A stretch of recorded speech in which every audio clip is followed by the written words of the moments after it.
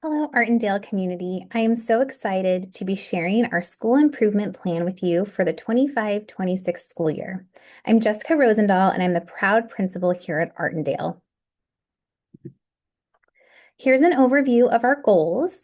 So we took the spring Smarter Balance last spring in 24-25, and it's a combination of third, fourth, and fifth grade scores.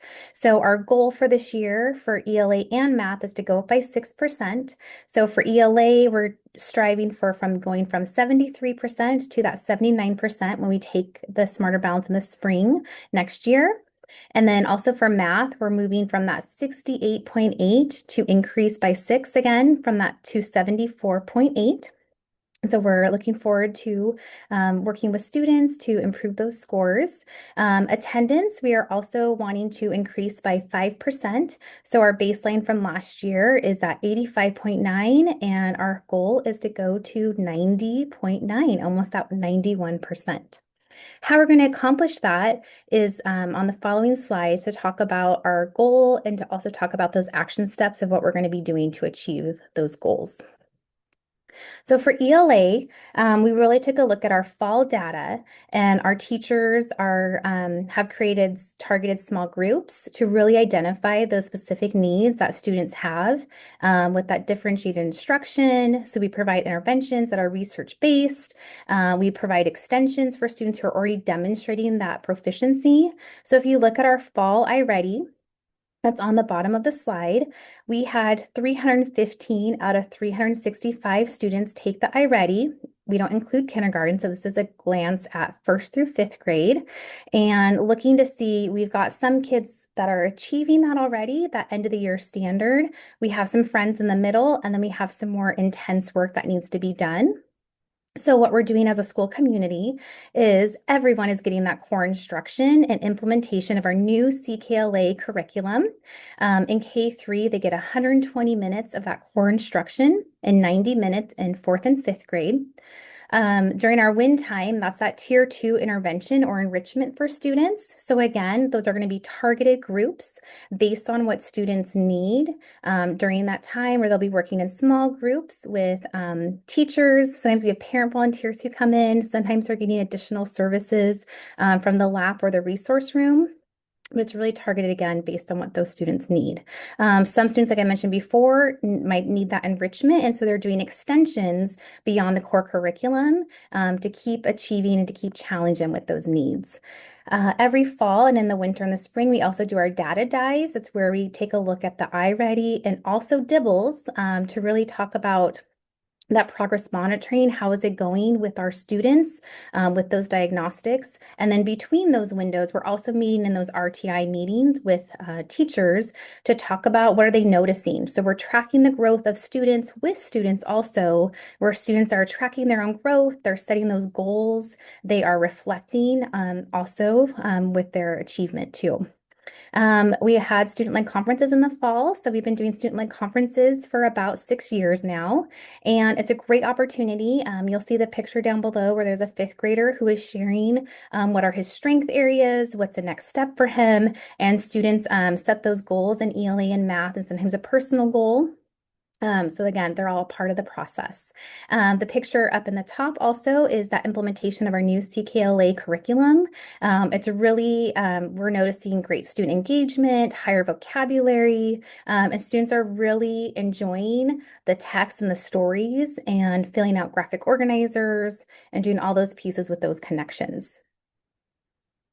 Transitioning to math. Again, we're looking at our baseline for fall. So that's the fall iReady that we have down below. And again, we have that bigger gap in the middle that we're noticing, those students in yellow. So we're really thinking about teachers selected a focus area for math that's aligned to student needs and achievement. Really looking at, again, intentional planning, differentiated instruction, and that progress monitoring to improve those student outcomes in math. So we're doing that with our core instruction. So again, in K3, we do 60 minutes of math. In fourth and fifth grade, we understand it takes longer to do those concepts, to kind of explain their thinking. So they have 80 minutes of math a day. Then we also have that tier 2 instruction where teachers are pulling some small groups or one-on-one, and providing some challenge for students who might already achieve that standard and knowing where they need to go next. Just like with ELA, we're doing those data dives and those RTI meetings to really monitor progress with students. Something we really strive for in math is to do those mathematical practices and accountable talk moves. So students are engaged in that process. You can see some students in the picture where they are coming up and they're explaining their thinking and they're showing their work as they're doing a review in math for those concepts. The anchor chart over there is again where students are explaining their thinking. The teacher is doing a public record to kind of document how students are explaining their thinking with it. Also using multiple pathways so students understand there's more than just one way to achieve that math answer as well. And then there's another example of our math reflections that we do with our student-led conferences or goal setting. Students often do exit tickets, so teachers can really monitor in the moment if students are understanding that concept. And then students are reflecting on it. Did I meet the learning objective for the day? What are some ways that I challenged myself? Did I ask questions to try to be engaged and involved in the process? So we're really working through students being a part and taking that ownership as a mathematician as well. Next is our attendance goal. And attendance, again, like I had mentioned, we're striving for that going up by almost that 5% to almost 91%. And so we are doing that by, again, and creating that inclusive belonging culture. So we do that through our themes of the month. We're launching a new project this year, and it's called Otter Stories, where we're inviting students and families and staff to write about what it means to be you, that everyone has a story we're telling. So we're starting that this month. To make sure that parents are aware of attendance, we are doing family communication.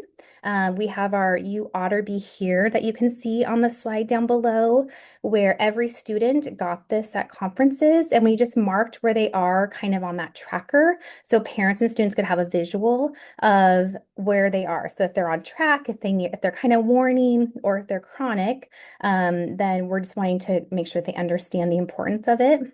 We communicate in our weekly newsletters.